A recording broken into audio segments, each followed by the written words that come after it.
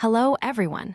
Welcome to Celsius 233, your go-to place for fiction book summaries. Today, we will explore the depths of East of Eden by John Steinbeck.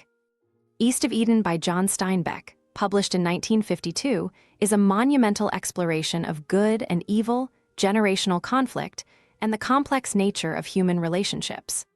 Set in California's Salinas Valley, the novel intertwines the lives of two families, the Trasks and the Hamiltons, against a backdrop of biblical allegory, primarily the story of Cain and Abel.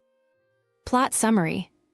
The Salinas Valley lay nestled between the light-drenched Gabilan Mountains and the brooding Santa Lucias. Its fertile soil held stories of settlers, dreamers, and wanderers. Among those drawn to its promise of life and hardship were the Trasks and the Hamiltons, two families whose fates would intertwine in a saga of betrayal, redemption, and the eternal struggle between good and evil. Samuel Hamilton, an Irish immigrant with a soul as warm as his hands were skilled, settled in the valley's unforgiving hills. Though his land was barren, Samuel filled it with laughter, invention, and the love of his wife, Lisa, and their many children. He was a man of wisdom and compassion, and the Salinas Valley knew him as its heart. But far from Samuel's homestead, on the richer soil below, another life began to take shape, that of Adam Trask. Adam's life began far away in Connecticut, where he and his brother Charles were raised by their stern father, Cyrus, a man consumed by ambition.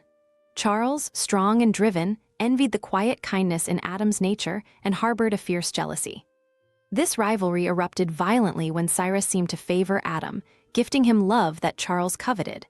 Though their father's death left them both with a fortune, the shadows of their upbringing lingered, shaping their paths. Adam, weary of violence and longing for peace, wandered west to California. In the valley, he sought a new beginning, bringing with him his enigmatic and beautiful wife, Kathy Ames. But Kathy's beauty masked a darkness. Devoid of empathy and driven by a cold, manipulative cunning, she had fled her past, leaving a trail of destruction. Adam saw her as a symbol of hope and rebirth, but Kathy saw him as a tool, a means to escape and survive. The idol Adam imagined crumbled when Kathy revealed her true nature.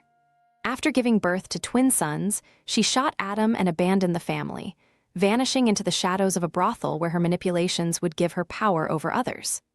Broken and disillusioned, Adam retreated into himself, leaving his sons, Caleb and Aaron, to be raised with the help of Samuel Hamilton and Lee, Adam's Chinese-American servant. Lee, a figure of quiet strength and wisdom, became more than a servant. He was a guide and a father figure to the boys, offering insights into life's complexities. He introduced Adam to the Hebrew word timshel, which means thou mayest, suggesting that humans have the power to choose between good and evil.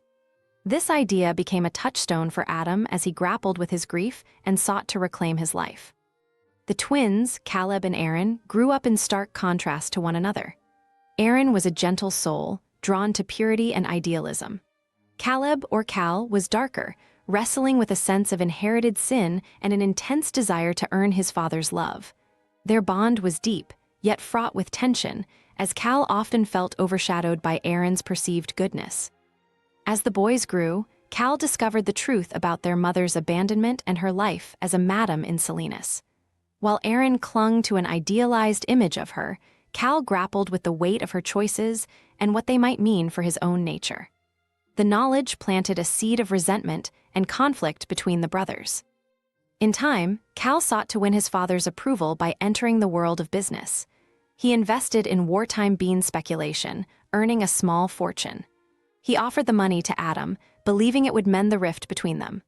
But Adam, whose moral compass rejected profiteering from war, refused the gift, inadvertently deepening Cal's feelings of inadequacy and rejection. Aaron, meanwhile, fell in love with Abra, a girl whose warmth and intelligence made her a comforting presence. Yet Aaron's idealism cast her in a light she could never fully embody, creating a gulf between the reality of who she was and the image he adored. Abra, drawn to the grounded honesty of Cal, began to sense the fragility of her relationship with Aaron. Cal's inner turmoil reached its peak one fateful night. Consumed by jealousy and anger, he revealed the truth about their mother to Aaron. The revelation shattered Aaron's world, driving him to enlist in the army during World War I, a decision that would lead to his death overseas. The weight of Aaron's demise fell heavily on Adam, whose health rapidly declined, and on Cal, who was consumed by guilt. As Adam lay dying, he confronted Cal with a simple but profound word: Timshel. It was a benediction, a reminder that despite his mistakes and the darkness he carried, Cal still had the power to choose his path. This acknowledgement lifted some of the burden from Cal's shoulders, offering him the chance for redemption. Abra, too, found solace in this moment of reckoning. Having been drawn to Cal's complexity and depth, she became a source of comfort and hope for him. Together, they began to envision a future shaped not by the sins of the past, but by the choices they would make moving forward. The Salinas Valley, with its golden hills and shadowed canyons, stood as a silent witness to the triumphs and tragedies of the Trasks and Hamiltons.